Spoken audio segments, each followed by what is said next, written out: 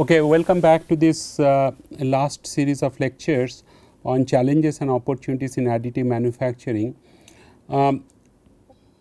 We have discussed quite significantly the 3D and 4D bioprinting, and not only the concepts but also several scientific case studies to demonstrate the fact that how to design the bio ink and then how to assess the printability and buildability relevant hydrogel properties. And also I have shown our experimental results to illustrate that how the cell viability can be compromised to a modest extent in the 3D printed in the 3D bioprinted scaffolds.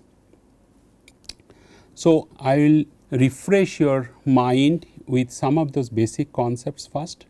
This will be followed by the scientific insight as how the cell viability is compromised in the 3D or 4D bioprinted constructs. And then I will give one such example as the stresses that are generated or stresses that are experienced by cells when being encapsulated in the hydrogel and also undergoes extrusion printing, for example. Then what are the clinical translation challenges, and then fourth one I will be showing you the results of the biocompatibility study of the 3D printed scaffolds, essentially to show these printed scaffolds when they are implanted into the animal model, what are the responses of the tissues to the 3D printed scaffolds. So, if you recall this particular slide which has been shown to you before, that tissue engineering conventionally is defined as a interdisciplinary discipline which integrates the concepts and ideas from biomaterial science and also biological sciences and medicine. For example, this is a tissue engineered scaffolds which is being prepared using the materials, biomaterials and or hydrogels or the macromolecular network structure or kind of a 3D printed structures. Now these scaffolds, when you will incorporate the cells and growth factors and bioactive molecules, you essentially are giving the cells the appropriate microenvironment, not only for their sustenance, for their viability, but also for their functionality modulation. And in many of the examples I have shown also in this part of this study, part of this course, that you can also incorporate functional nanoparticles. So, idea is that these particular nanoparticles, when they are incorporated into these tissue engineered scaffolds, and then they essentially put it into, they are being incubated in a bioreactor system, 3D bioreactor system. So, this is your 3D bioreactor system. Then you will essentially allow the tissue maturation to take place. And this tissue maturation, this bioreactor systems is essentially for tissue maturation. And then once this tissue maturation is taking place, then you can put the scaffolds in the bone cavity. For example, this is like a segmental bone defect.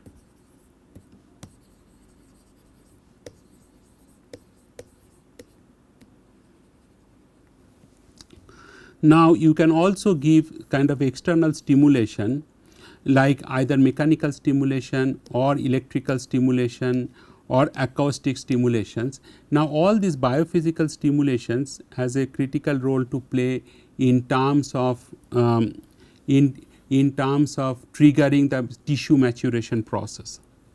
Now in the context of that, what I have just shown you, that was the very fundamental premise of the tissue engineering, as it has grown from the early work by Bob Langer at MIT and subsequently over by many researchers from Langer's group as well as elsewhere in the world. Now, that what in the context of this particular NPTEL course, what I have also taught you the 3D bioprinting. So, 3D bioprinting, essentially one of the main thing is this bioink formulation or biomaterial ink formulation. So, biomaterial ink and bioink, you remember that fundamental difference is that in case of bioink, you have not only the viscoelastic hydrogel, but also it must contains the biological cells or biological macromolecules. This has been mentioned to all of you multiple times through at different time steps at the different time frame of this course. So, biomaterial inks, you have an uncross-linked polymer, and in bioink it has a cell as a mandatory component. Then it goes to 3D bioprinting, and then you can use many of the commercial printer, and then this particular 3D bioprinter, when you have this hydrogel formulation, chemical and physical cross-linking can be done, and then after that chemical and physical cross-linking, you can grow cells on this particular 3D printed scaffolds. So, during the in vitro cell culture, essentially cells are grown on a 3D printed scaffolds. This is like different strats, you can see different strats, and this is like cells which are being grown on these scaffolds. Now, in the when you do bioprinting, so you can see this particular hydrogel, you can see here this particular hydrogel now contains cells. So, cell is a mandatory component, and then cells embedded and this hydrogel formation and chemical and physical cross-linking, same thing is done. And you remember, this is the chemical cross-linking is typically done by calcium chloride, calcium plus 2 ions that helps in chemical cross-linking, or in case of physical cross-linking, you use the EGA-Cure as a photo cross-linkable compound, EGA-Cure, and then you can use that UV. If you expose to UV, then it will essentially allow the physical cross-linking to take place. Now, when you do again in vitro cell culture here in the 3D bioprinted scaffolds, you essentially expect the cells which are well impregnated or well encapsulated in the scaffolds, they will have appropriate cellular microenvironment for cells to essentially grow and also modulate their functionality. So, you can see that this again, these are like hydrogel scaffolds, and within hydrogel scaffolds these cells have impregnated. Now, what is the fundamental difference between 3D bioprinting and 4D bioprinting? Fundamental difference is that 4D bioprinting, in the 3D bioprinted scaffolds, cell encapsulated scaffolds, you add additional dimension by giving them the external stimulation, like either temperature or magnetic field or electric field or light. So, what are the main things that we have mentioned in the 4D bioprinting? If you want a process to be termed as a 4D bioprinting, then this kind of stimulation or chemical stimuli like pH changes, for example, these kind of stimuli, whether it is a chemical, electrical, electric field, magnetic field, or thermal or photo stimulation like light, or biological stimulation like you add some enzymes. So, essentially you want to see that there is a shape and functional modifications. So, the shape, you can clearly see that it has been there is a permanent deformation to the structure of these scaffolds, and also there is a shape related transformation, and also there is a functional transformation, and these particular things it is known as a 4D bioprinting. Okay. So, these are the two things, but in now I will show you some examples which we have seen before, and then I have not explained at that point of time because I thought I am going to cover it towards the end of this course, and I am going to show you examples. For example, that in this 3D bioprinting and 4D bioprinting, so this when the hydrogel which contains cells or without cells. See, one case you call it a biomaterial ink, another case you can call it bioink. So, this hydrogels, this has a viscoelastic property. G prime, G double prime, tan delta. Tan delta is a loss modulus. So, G prime is your shear modulus, G double prime is your G double prime is your loss modulus, and then you have a viscosity is eta. So, shear thinning behavior essentially means that when eta viscosity eta as a function of shear rate gamma dot, it shows a constant decrease, and this can be mathematically explained by eta is equal to k gamma dot to the power n minus 1, and n is the shear thinning coefficient. So, this is an important property or attributes that all 3D or 4D bioprintable hydrogels must have. Second one is the viscoelastic recovery or thixotropic behavior. Here G prime and G double prime as a function of time should behave essentially going down, going up. So, in a particular it showed that periodic up and down. So, and then G double prime essentially goes in a reverse manner. So, when G prime essentially goes down, G double prime essentially goes up. So, just a reverse manner. So, this is the thixotropic behavior. So, both these things I will put a star that a biomaterial ink and bio ink must have the attributes, these attributes like thixotropic behavior and shear thinning behavior, so that they can be 3D bioprintable. The other thing that I have also mentioned, that when I have defined hydrogels, so hydrogels are essentially, I reiterate here, hydrogels are essentially viscoelastic gel which is made up of hydrophilic macromolecular polymeric chain with the ability to retain large amount, significantly large amount of water molecules. So, that is kind of a fundamental definition of hydrogel. And viscoelasticity in this particular case, if you plot the shear stress and shear rate, shear stress versus shear rate, and if you see this is a Newtonian fluid which is a very straight line, then you have a dilatant fluid, then you have a pseudoplastic fluid, and then you have a Bingham plastic. So, pseudoplastic fluid and dilatant fluid, you can see that this kind of shear stress versus shear rate behavior, it shows a non-linear behavior, whereas Newtonian fluid, it shows a very clear linear kind of dependence. The other things that I have also covered when I was covering the fundamental concepts of process science of the 3D and 4D bioprinting is how the G prime and G double prime is kind of a vary with that of the shear stress. Now, if you look at that G prime, that that it goes down, and then there is a flow point. In the yield point is essentially defined when it starts going down, or up to some shear stress it is constant. When it starts going down, it is a flow, it is a yield point. So, essentially the viscoelastic gel yields. So, they cannot sustain that constant shear modulus, such which is real time component as constant, and then it goes. And flow point essentially when G double prime starts kind of decreasing with increasing shear rate. So, that is your flow point. So, this flow point and yield point is very important, because your when you want to computationally model that hydrogel behavior under stress in the 3D extrusion printing setup, then you can essentially see that all these parameters need to be essentially considered, while understanding that what is going on to the hydrogel under pressure, right. That this particular space you have to place P is the pressure. So, this is the extrusion pressure, and under the extrusion pressure how all the physical properties of the hydrogel, they vary under pressure, and then that means whether shear stress or viscoelastic modulus, and with time.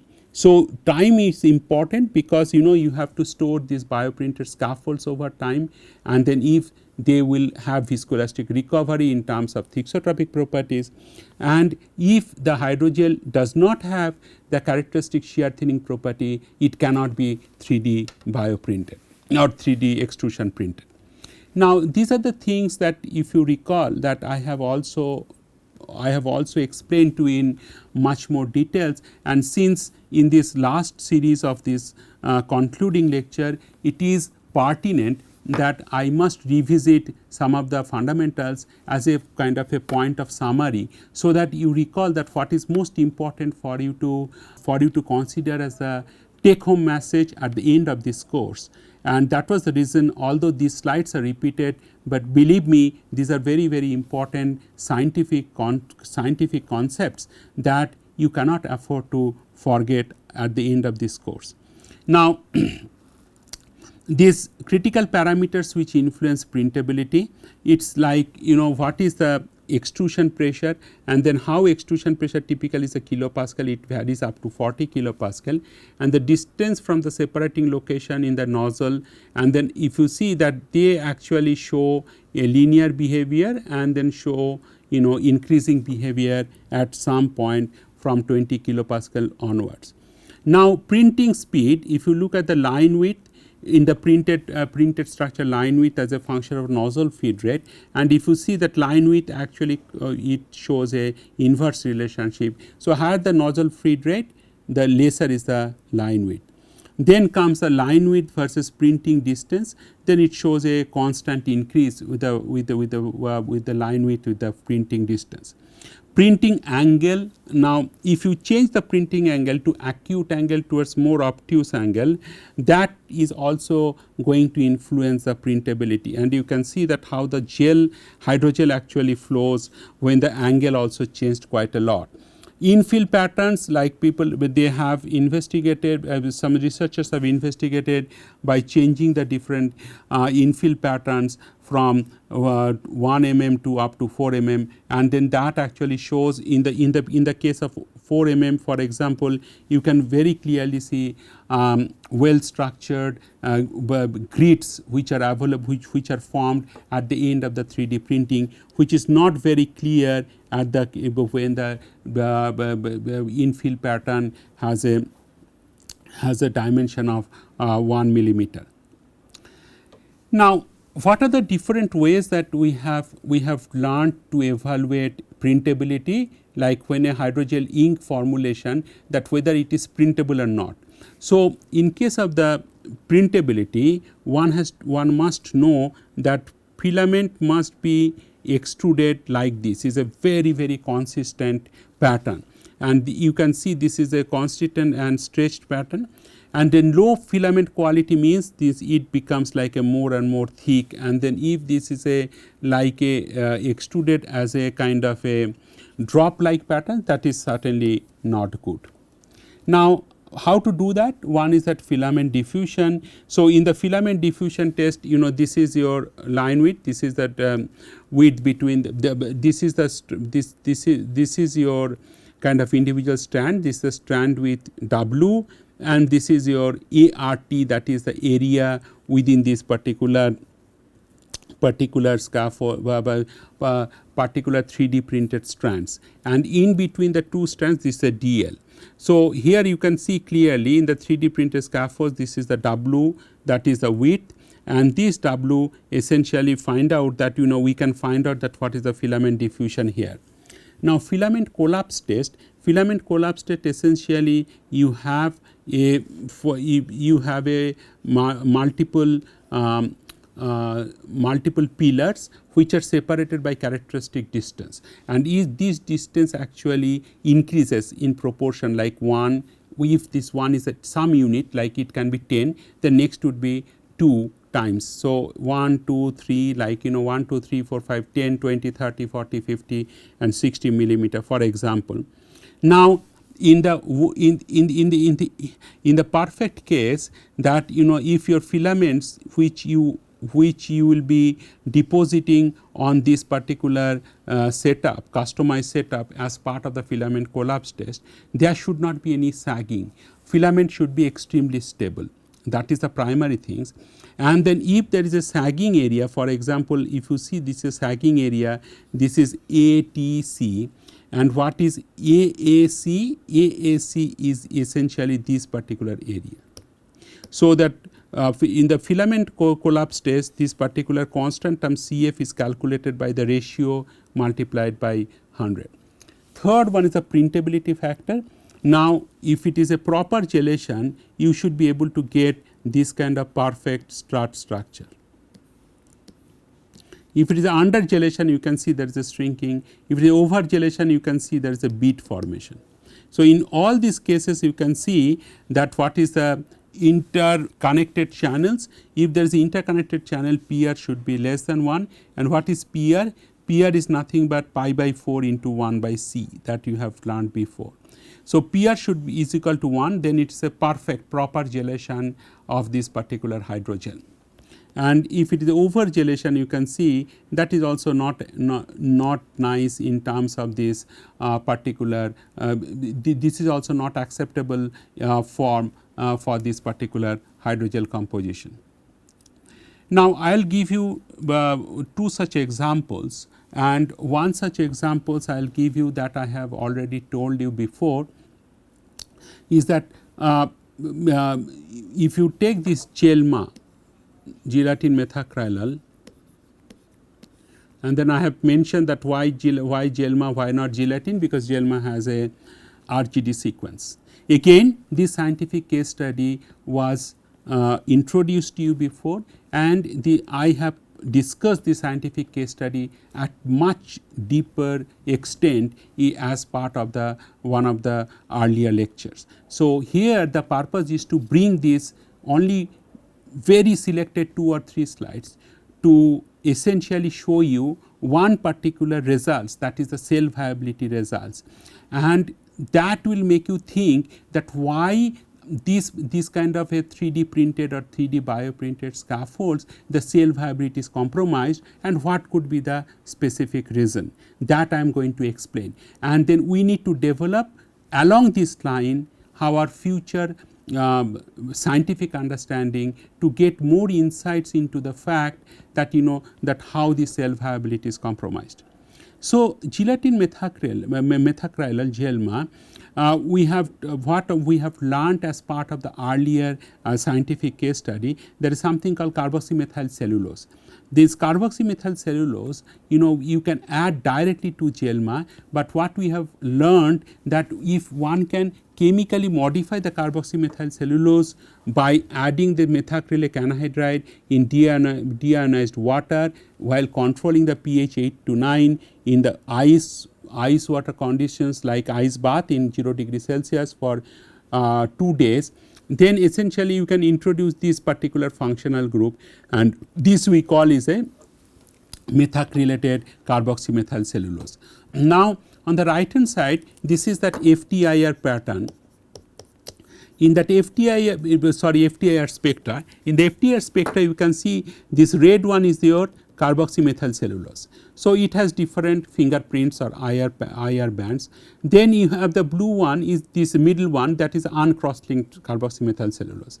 And then you have the top one, that is the cross-linked carboxymethyl cellulose.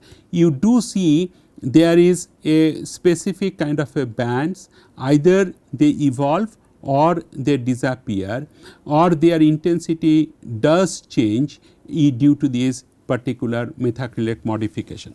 If you look at this particular NMR, nuclear magnetron resonance spectroscopy, in the NMR you can see again this methacrylation, that particular signatures HA, HB and HC, that you can see very clearly in this particular shaded region. So, these are like signatures of methacrylic modifications, and that was very useful for us to confirm that indeed methacrylic modifications has taken place. Now, this is 5% gelatin methacrylal with 2% carboxymethyl cellulose. You certainly can say that this gel is not stable and it certainly is not acceptable quality. Now, when you simply do 1% modified modified carboxymethyl cellulose, then if you see this particular video, then you would be able to recognize that this particular gel is much better compared to the 5G2C. Now, when you look at further, particularly 5% gelatin methacrylate with 5% GLMA with 2% modified carboxymethyl cellulose, methacrelated carboxymethyl cellulose, then you will see, then you will be essentially be convinced that this is indeed the best hydrogel that one can think of in this particular system in terms of the gel strength and gel stability. So, this is the point I am trying to drive you back home, right. So, now these methacrylate modifications, it also when you do this UV cross linking, this particular organic radical which was introduced during methacrylation, that actually helps in the physical cross linking when you use that EGA-Cure and then UV cross link.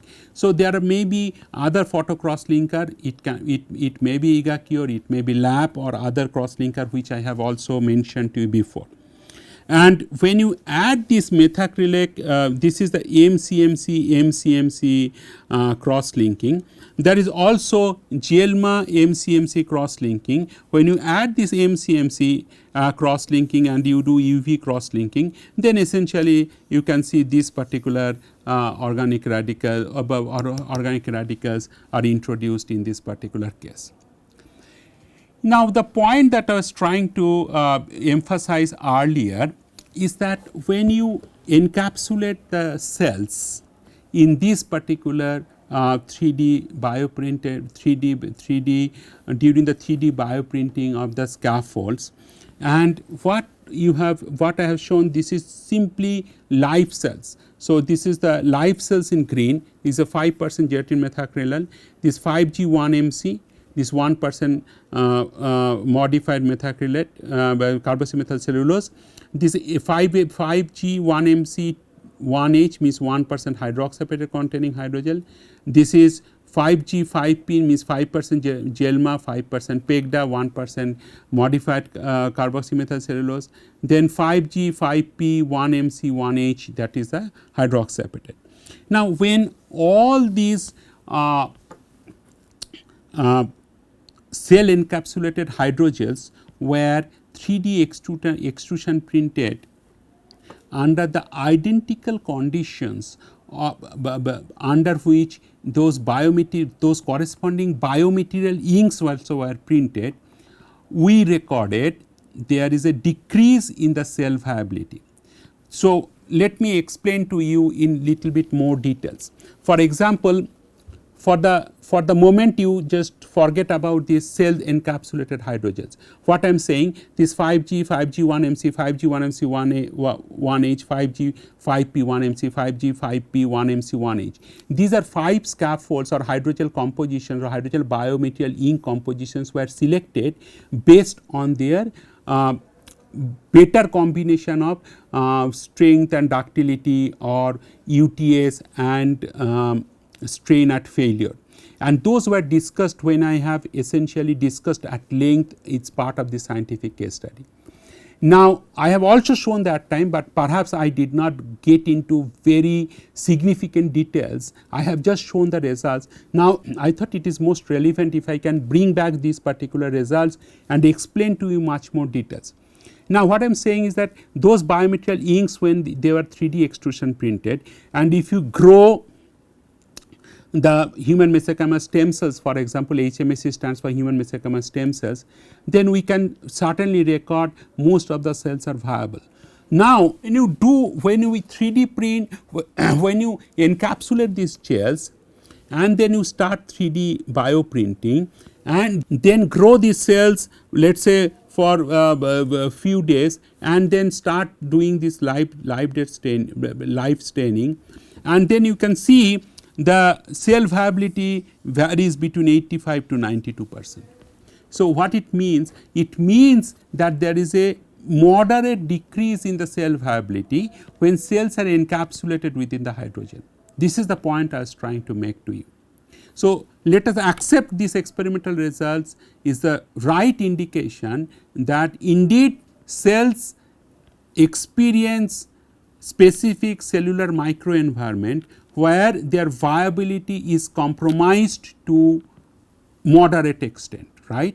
I am not saying to a drastically it is reduced, but certainly it is 85%, 85 to 92%. So, in the biomaterials science community, typically we consider anything above 80% is kind of acceptable value as far as the cell viability is concerned, right. The more the better it is, but above anything above 80% is certainly a good number. Now, I will give you some other, I will get back to you to explain that why the cell viability is compromised. Okay. So, that just wait for a couple of minutes, I will show you some more examples. Now, another things that I have also mentioned is that if you do that JELMA and PEGDA and the biomaterial ink and bioink, so this is like a more chemical cross linking and UV cross linking basically based things. So, essentially this is the cross linked structure. This by doing this cross linking, you can do the cross linking in situ during the printing itself, or you can do cross linking ex situ after the printing is over. So, if you do in situ, then essentially you allow the hydrogel to get stiffened, right, due to the cross linking, and if you do ex situ, that means the printed structure will be stiffened after the hydrogel is exposed to UV. So, this is another thing, this is neuro 2A cells when it is being grown into or encapsulated in the 7.5% JELMA. So, as you know that we have discussed mostly that low JELMA concentration, 7.5% JELMA, 7.5% JELMA, 0.1% carbon nanofiber, or 7.5% JELMA, 7.5% PEGDA, or 7.5% JELMA, 7.5% PEGDA, 0.1% carbon nanofiber, or 7.5% JELMA, 7.5% PEGDA, 0.5% Chilean gum, and 0.1% carbon nanofiber. Now, similar experiments were conducted. Now, first we have optimized the hydrogel biomaterial ink composition based on their basic mechanical properties and also electrical conductivity properties, because basic purpose was here to add the carbon nanofiber to enhance the electrical conductivity of the biomaterial ink, so that the bio ink becomes, or biomaterial ink becomes, electroconductive bio ink.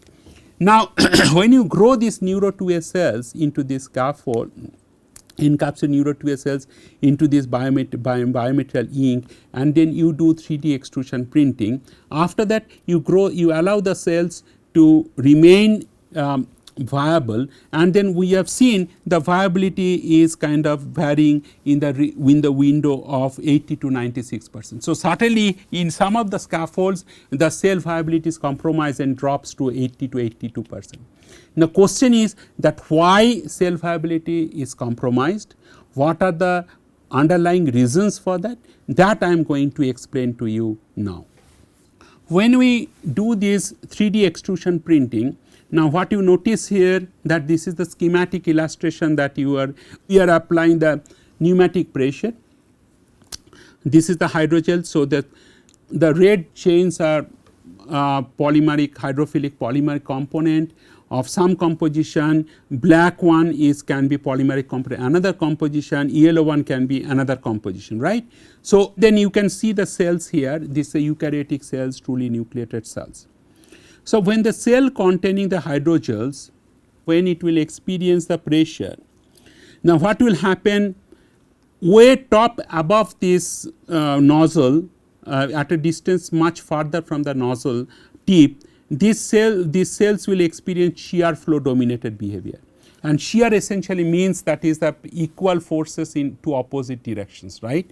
So, this will essentially change the cell morphology, and cells will experience shear flow, shear stress. Now, towards the this nozzle wall, at this part, again the slipping of the chains will take place of the hydrogels, because they are very soft viscoelastic hydrogel.